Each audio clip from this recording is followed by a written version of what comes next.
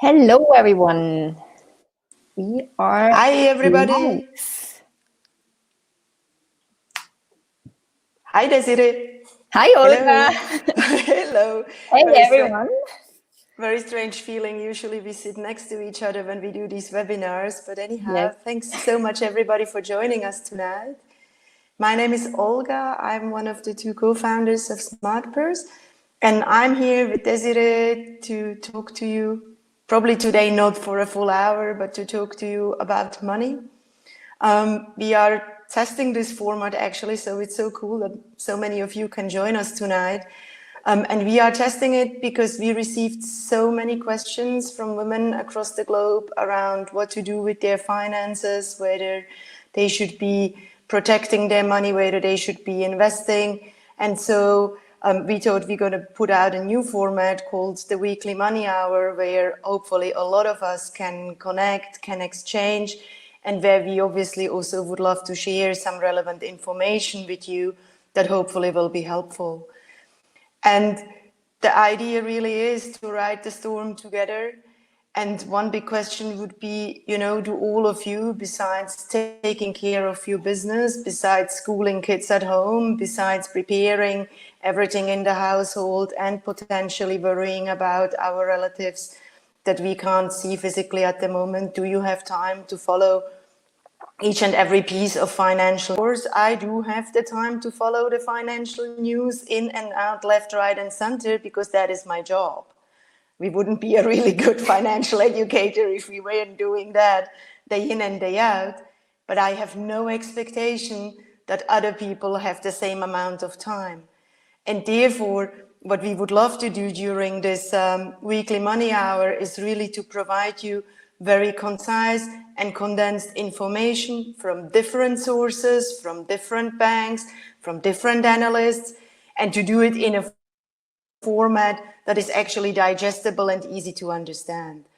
And obviously then, of course, every week talk about a topic that is close to your heart, that people come forward with questions, and with that, hopefully, establish an environment where we all feel better about what we're doing with our money, and hopefully also feel more positive about what the really uncertain future might bring. And so I already explained all these 3 points. We're going to provide you with relevant info. We want you to navigate the storm confidently. And obviously, we would love to be connected with you. SmartPurse has by now hundreds of users. We are a very young startup still. 10 years of work in the financial services industry and research around women and money. And my experience, Desiree's experience, went into creating a completely new independent financial education platform that thankfully for these times is also a digital one. And so we are very keen to connect all of you into a really powerful community that can be a source of strength, a source of inspiration, a source of a backbone, and where we just spend 1 hour every week talking about money. And with that, I basically stop my talking here and hand over to you, Desiree. Thank you, Olga. So we covered already that we will be here for you every week. So later in this call, so stay with us. We have a few questions ready for you. Because we really want to know what concerns you personally, what time suits you best in this new situation, staying at home with husband, with kids, with partner, whoever. So it's of course also a time challenge. So stay with us till the end. We would love to get your insights as well about Corona and how everyone is handling the situation. So I think it's on one side, it's definitely something that impacts us all. That's also why I probably got this huge effort and this huge presence in the media, because it's really concerning us, everyone and every single person in the world. So we see the markets also dropping. We see a lot of concerns about smaller economies, smaller businesses that struggle at the moment. We have personal belongings, let's say, for example, companies who have to shorten the working hours, or where people have to take forced leave. So it's definitely in everyone's mind. And that's why I would like to start first poll to see what concerns you the most. So I just started a little poll. I give you a few minutes time to think about what in these times is concerning you the most. So please feel free to fill it out and let us know where you see the biggest issue. And we have the first one is already the job. I can believe that, especially if you probably a mom or self-employed, then personal financial situation. Yep, understand. Absolutely understandable. Health, not so many are concerned about their health. It looks interesting. Pension, okay, maybe too far away for some on the call. The stock market doesn't concern anyone either. Either you're not yet investors or you're already very diversified, so you're very chilled and you know how to run the storm. And the economy, interesting. Also, no one really concerned about the economy. Well, that's why we are here, right?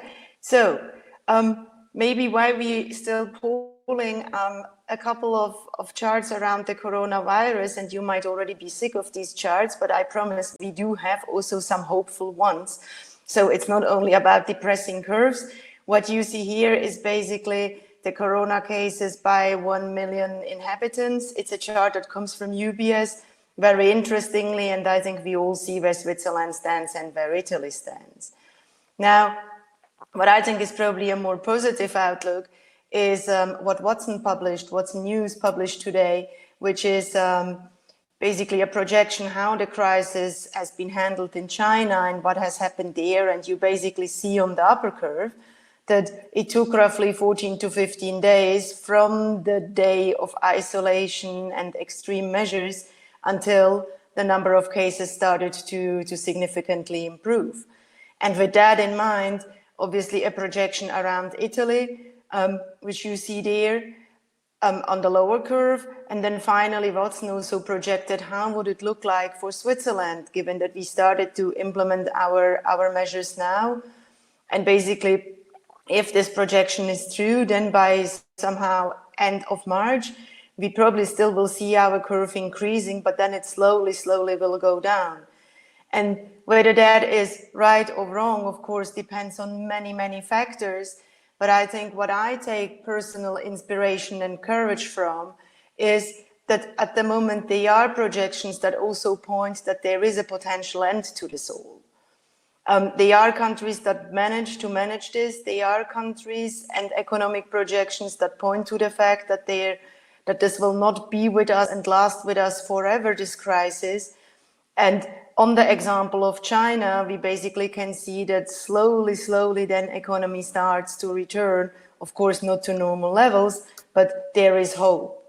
So I think here in Switzerland, we will see some very dark days still to come, very concerning days. But whenever that happens, I think it's not to despair. There are examples that show that this can be handled and we collectively can emerge out of this crisis. Desiree, do you want to see something about the recent slow uptake in China? Yes. So what we can see here is actually the Chinese industry based on the use of the coal per day. So what you can see on the kind of like the gray area that shows the range from 2015 to 2019, and it has a little drop, which is right after or within the Chinese New Year's time. But then you see the red line, which kind of like continues exactly after that, very low. So this is why the corona crisis was happening in China. But now we already see again a little increase. So it really shows that the market in China is coming back. Other initiations are, for example, the traffic that's increasing in China at the moment. So we see that after 5 to 6 weeks later, after very strict quarantine phase in China, the market is getting back. They're getting back into business. They start again working and producing. So the market really is coming back. And I think that's for us important to see while we are still in the middle of the crisis. Other markets like China, who had it a little bit earlier, already back on track or slowly getting back on track. And that basically brings us I think, at the moment, the most hopeful chart, and we take the liberty to quote Daniel Kalt from UBS here.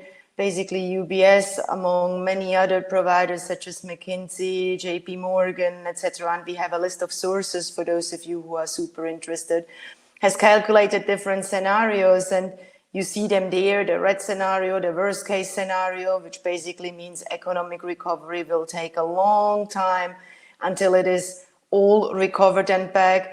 And the base case scenario, which at least if I quote Daniel Kalt from his webinar yesterday, is currently the one where we could have more hope so that things would not bounce back to normal, but definitely start to improve already in the second half of 2020, which is not that far away. So while all of this might feel super dark and super scary, or at least for me it does, when I see my son walking alone along the river and he is 11 and he can't play with his friends and he has all these fears inside him.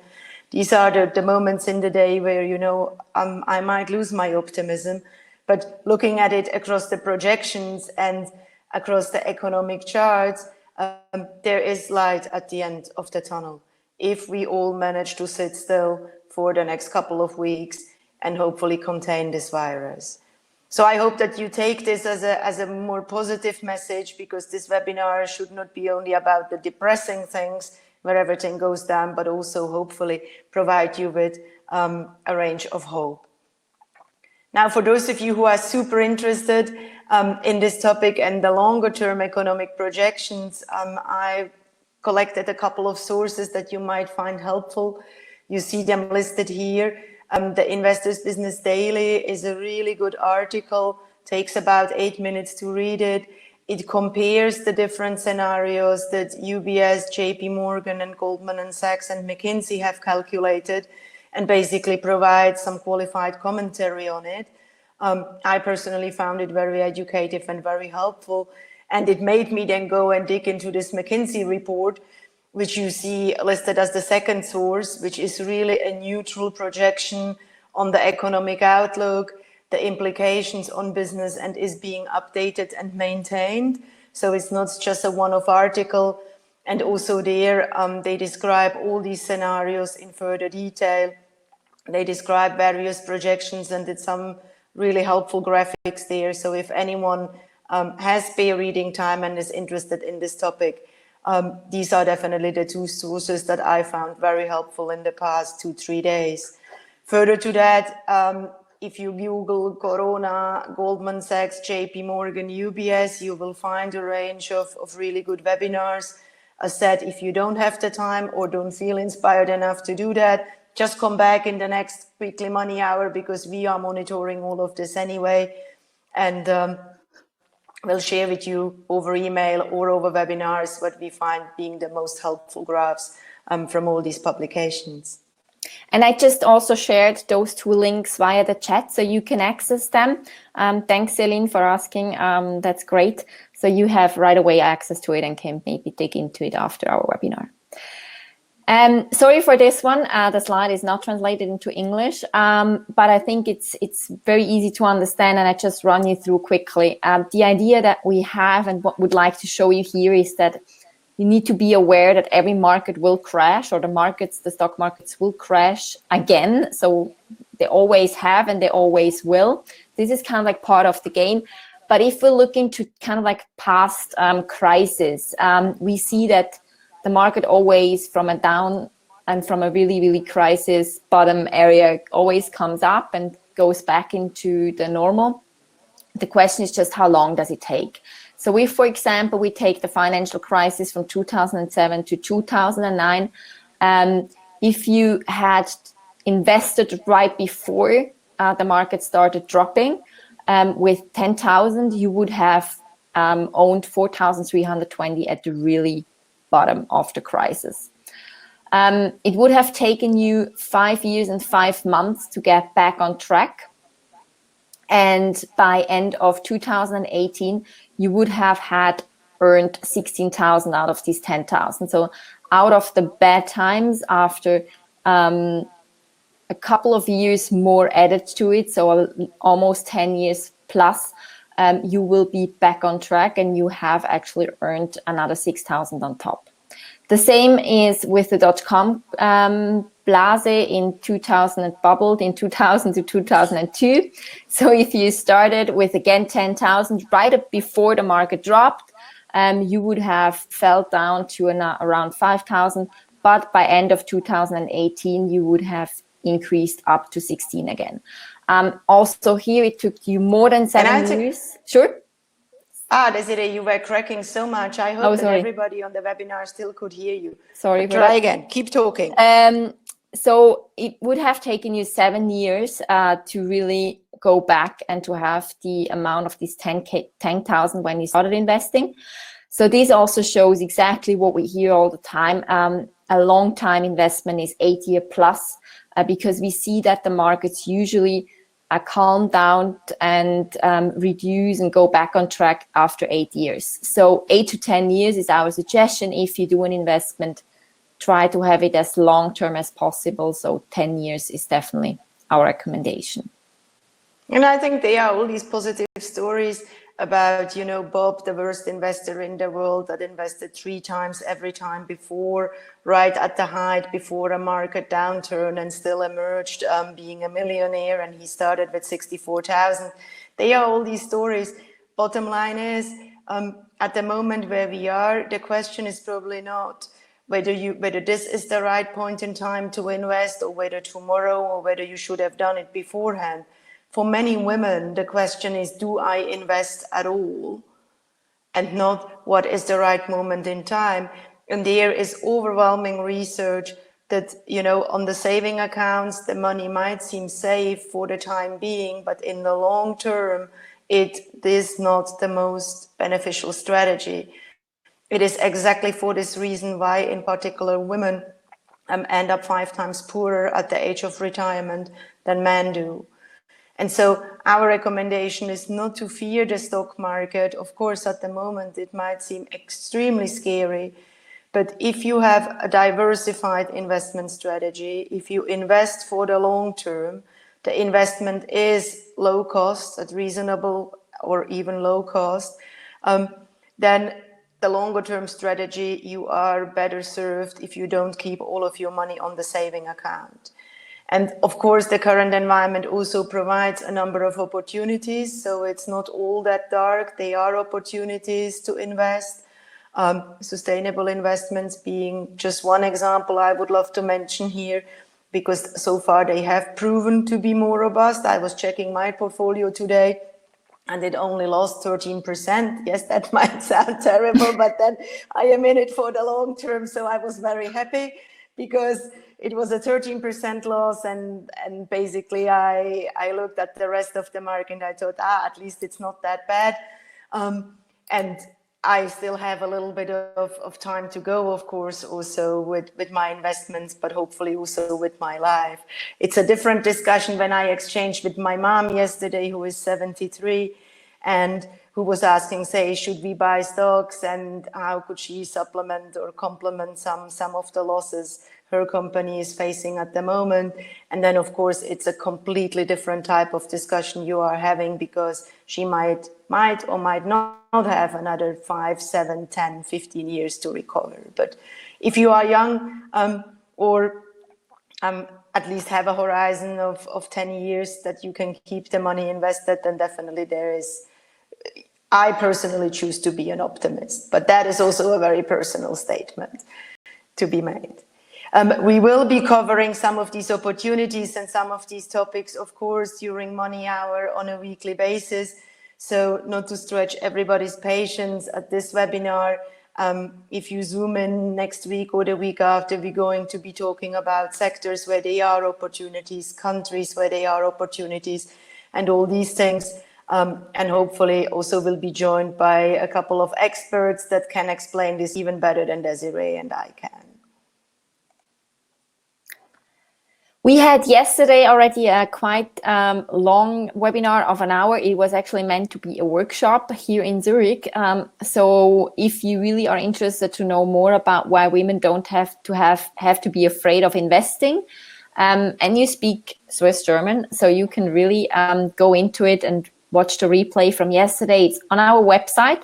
So if you're already a user and register, you can go under My Account, and in that area you will find new a section. You can't see it really good because our pictures are over it, but you can see a section of free webinars, and there you can find the webinar from yesterday, and also we will add the past webinars and all future webinars in there, so you have always access to them. There we also cover a little bit more in detail the past markets, how performance from past crises developed, and kind of like what our learnings can be out of that. But we also cover a bit more the topics of why women are scared about investing and how they maybe can get a little bit and gain a little bit more power and optimism to try and go in.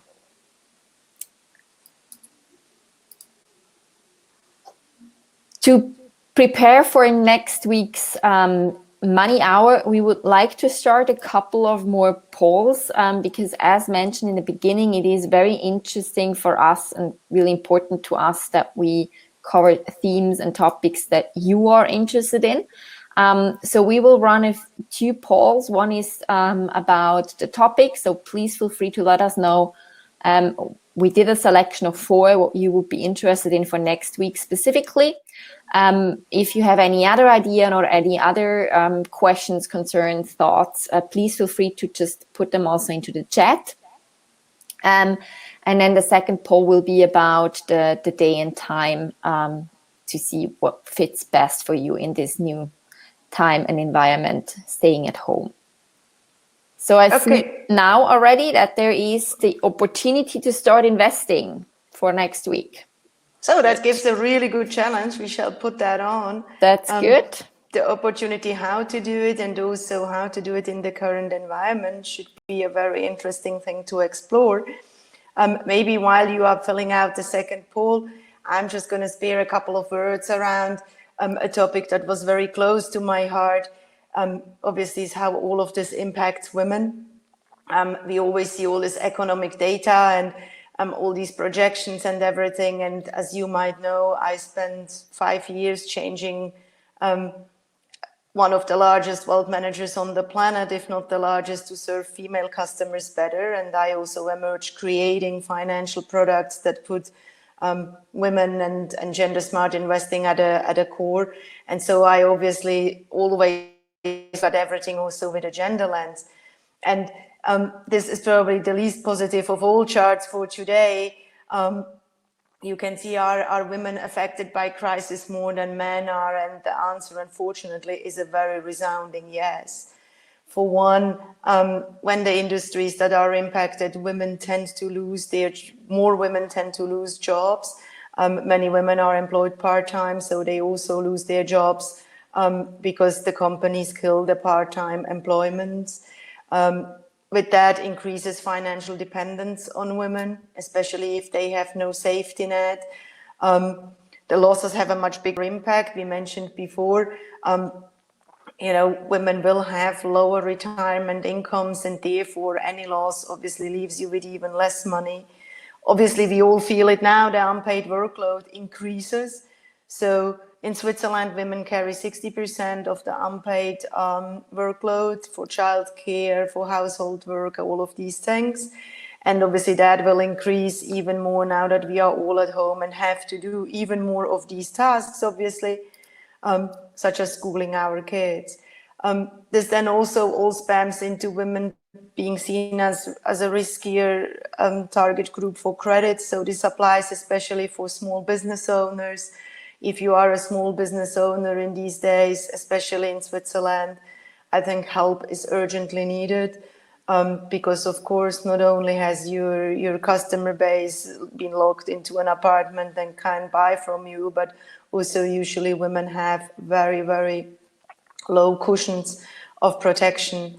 It's actually only 20% of female-led businesses in Switzerland have some form of an official registration, and therefore I think we really have to pay a lot of attention to make sure that we protect these small businesses.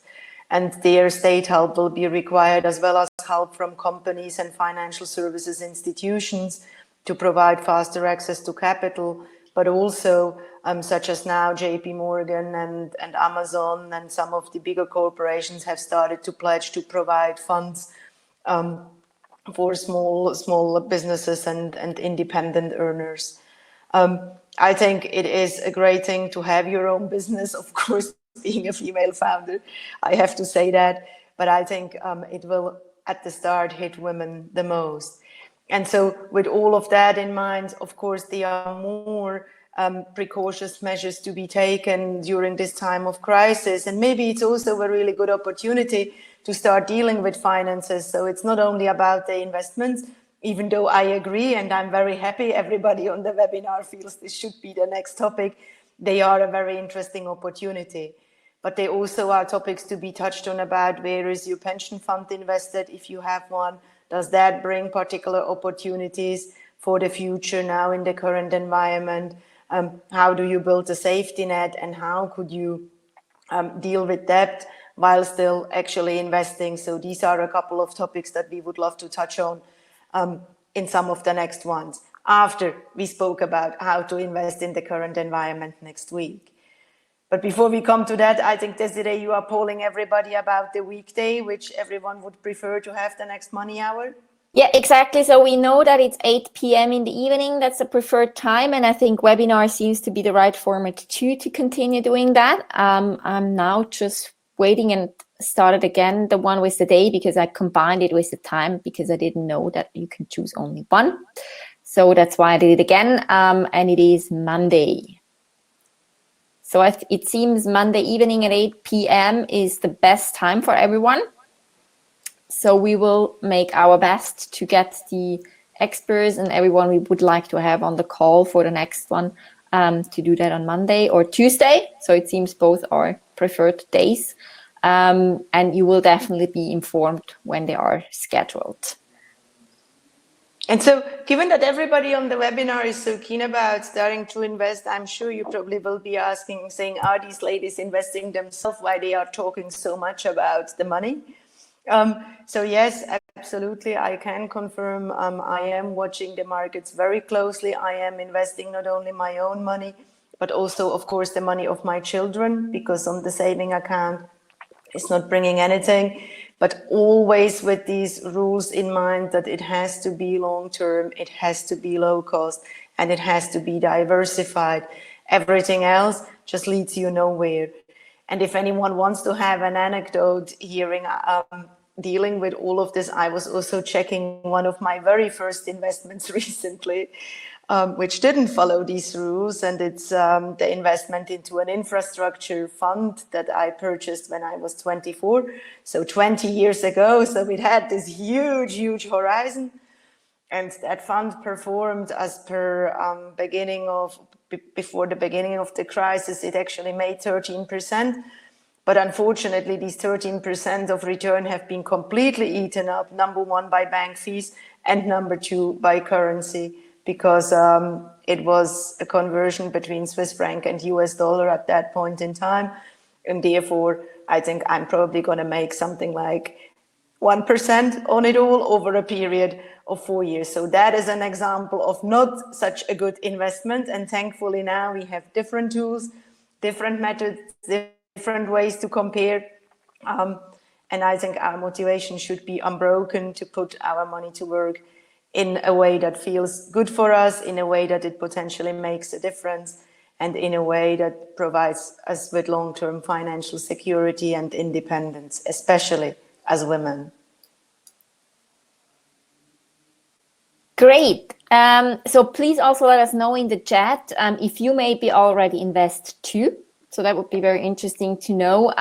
Otherwise, I would like to just introduce you to our SmartPurse community opportunities. So as Olga mentioned in the beginning, together we are much stronger, and it's easier to kind of like run this storm and get through the storm together. You have different options to do that. So one is the Watson block that's coming out every Thursday. It is in German, so feel free to read that. You can also sign up and kind of like have a newsletter subscription on it for free. Then we have our Facebook group, where we also will discuss certain money questions over the next few weeks. We will also post questions from people in the community who approached us and asked us about money. So we will definitely start a discussion in there. So if you have any questions, feel free to join us and point and publish your question over in the Facebook group. And we have our money tip, which is our newsletter coming out every other Tuesday. You can subscribe for that one as well on our website, where you will be updated on upcoming events, but also on interesting readings that we collect from different sources, but also new articles that we write on our platform. And of course, the social media channels where you can follow us all the time, which is Facebook, Instagram, and LinkedIn. There came actually a question, Olga, from Celine. What about the UBS small caps? Do you mean with that the ETF with the small caps in it, Celine? Just asking that one to be sure what you mean with that question.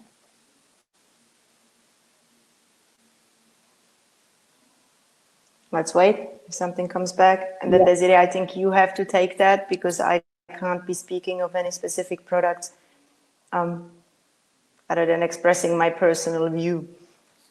That being my big disclaimer, right? Okay, so yes, she means the ETF UBS small caps. So I think you mean to invest in that one as an opportunity. To be honest, I don't know the product in detail by myself, because I'm not investing in exactly that product. But we're happy to take it up for the next time. I will definitely look into it so we can have a better discussion about it. I can look into also the performance from the past. And definitely we'll come up with a couple of ideas and maybe suggestion thoughts in what you could invest. But sorry, we cannot know all the products in the market and give you concrete also advices, because we are not financial advisors of our own. We know a lot about it. We try to give you as much as experience also to kind of like judge the products, but definitely we'll look into it and we'll cover this in the next call on Monday or Tuesday next week. But we could get on about ETFs for hours here. Yeah. If that is desired, I can talk about ETFs forever. I think probably would be a good thing. We can take up this product and investigate on it and understand what is in it. Naturally, it will mean, how much does it cost? What index does it follow?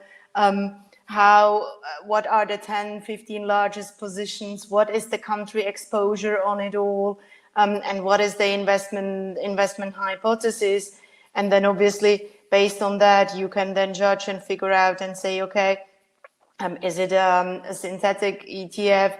Is it one that has all of the index stocks embedded, etc.? So there is a number of factors how we would be looking at such a product, and very happy to share with you that framework. But for that, we would need to dig out the fact sheet on this particular thing, and I think we probably don't have the time to do that right now.